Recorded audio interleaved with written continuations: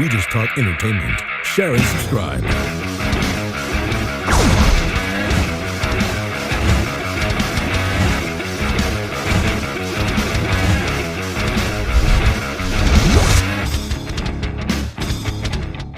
Hey guys, welcome to Entertainment Talk Nation. This is Rob. This video, we're going to review episode 2 of The Leftovers, first season HBO series. Very good episode. Very good episode. The mysteries continue, which compels you to watch the next episode. And, you know, the chief is really, I mean, he's going through a lot of mental issues right now. What's real, what's not. I think the biggest question mark in this episode is the dog shooter. Is this guy a figment of his imagination? Well, we got confirmation that he's not, because when he was at his doorstep with the beer, the girls came up the staircase and they acknowledged him. You know, they acknowledged him. So he's real to an extent. I'm kind of curious as to whether or not he's some sort of, maybe some sort of, you know, ghost or something, or I don't know what the case is, but because he's hard to find. And when they did find anything related to the shooter, it was his pickup truck, which was parked in Kevin's in his driveway. So the thing of it is that throughout this episode, the mayor, or I think that's what she is, the mayor, and his subordinate are starting to question whether or not, and his psychiatrist or therapist are questioning whether or not this is either A, a figment of his imagination, or B, if it's actually him, because he did shoot the dogs as well. And nobody has witnessed this shooter except him. So it's really making him look bad. And when you're the chief of police, obviously, you know, once you start having these issues, you may not be in a position of authority very much longer. And another thing we got to see is his father. And you saw that his father seemed very normal. And what happened was, during their conversation, at some point, his father seemed to be talking to somebody else that wasn't there. And then you get the idea, wait a minute, so this is a family thing. This is something that's been happening. I mean, it happened to his father, who was the chief of police. Now it seems to be happening to him. And I thought it was such a good, almost a confirmation that he's not quite out of the mental loop yet at the end of the episode when he went and he checked the toaster for the bagel. Because earlier in the episode, I began to question whether or not he really put a bagel in the toaster oven, because he flipped that thing around so much, nothing was coming out. And he even questioned himself. He asked his boss, hey, did you take my bagel this morning? So, you know, he's starting to doubt himself or question himself. I think the bagel scene at the end, when he finally broke it open and he got the bagels out and he saw that they really got stuck, I think that was a way of him kind of saying, okay, so I'm not crazy. I'm not crazy. There is a dog shooter out there maybe, and I did put these bagels in this toaster. So we got to see Meg, played by Liv Tyler, and we saw bits and pieces of her in the first pilot episode, but she obviously is with the Guilty Remnant. She's in the probationary phase. She's in the early phase where they kind of really test your, I guess, your strengths to a certain extent, both emotionally and I suppose physically. She was supposed to chop down that tree, and after like 6 or 7 chops, she got exhausted. She didn't see the point of it. Her superior, or her guide, maybe is a better term, doesn't see, who is actually Kevin's wife, doesn't talk to her. Just walks around with her, writes her notes. That's the one thing right now that I got to say that's a little annoying for me. And I understand that that's from a story standpoint. They stick to their guns. They don't talk. They communicate with notes. But damn, sometimes like, damn, you really got to write this like can somebody cheat? But it's for the story, so I'm just nitpicking there. That's just my personal thing. They're like writing all the time.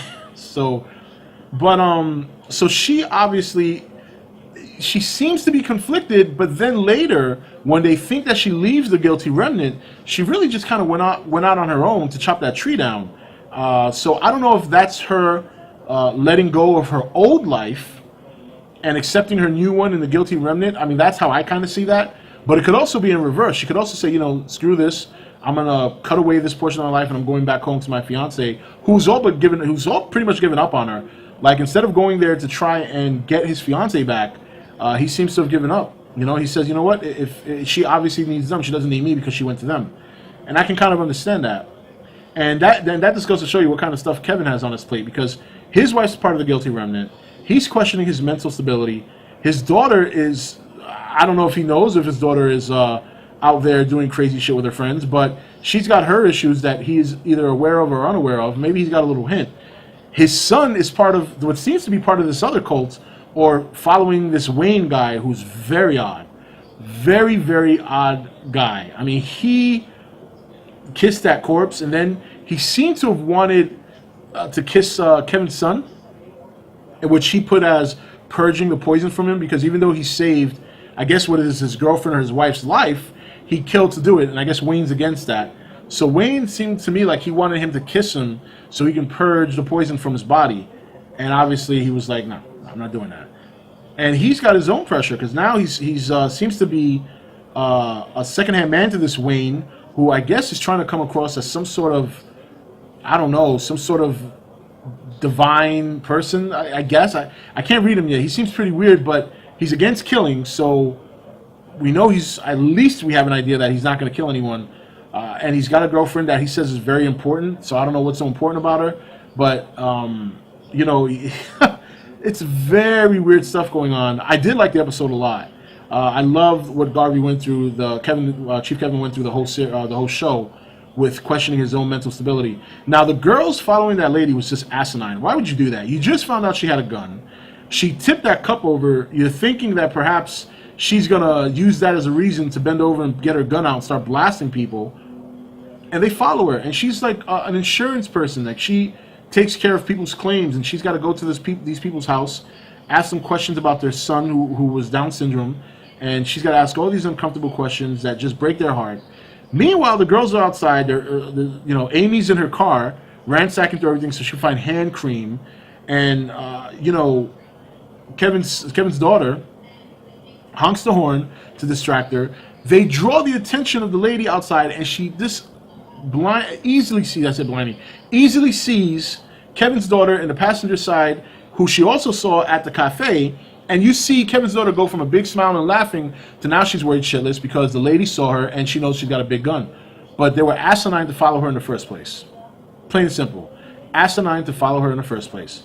So I think the biggest mystery right now is this guy that's going around shooting dogs. I personally think he's real. He's just hard to get a hold of. But there's a part of me that think there's something more to him that we'll find out obviously at one point. But maybe he's just some sort of ghost or some sort of divine entity that's come down to purge the dogs. Maybe the dogs are like hellhounds or something. I don't know. It's hard. It's only 2 episodes. It's tough to call right now. But I am enjoying it. Nonetheless, I am enjoying it. I thought the ending scene, like I said, with the bagels was a very powerful scene and a good message for Kevin to know that he hasn't quite lost it just yet. But anyway, so very enjoyable episode. I'm liking the show so far. A lot of question marks, a lot of mysteries. So we'll see how much of that we get answered as we go along the season. But right now, it's definitely got my interest, and I find it to be pretty compelling and in some ways very powerful. So this is Rob signing off for ETN, where we don't do news, we just talk entertainment. Take it easy. Thank you for watching ETN. Don't forget to subscribe and join the Nation Facebook page. You're watching ETN, where we don't do news, we just talk entertainment. Share and subscribe.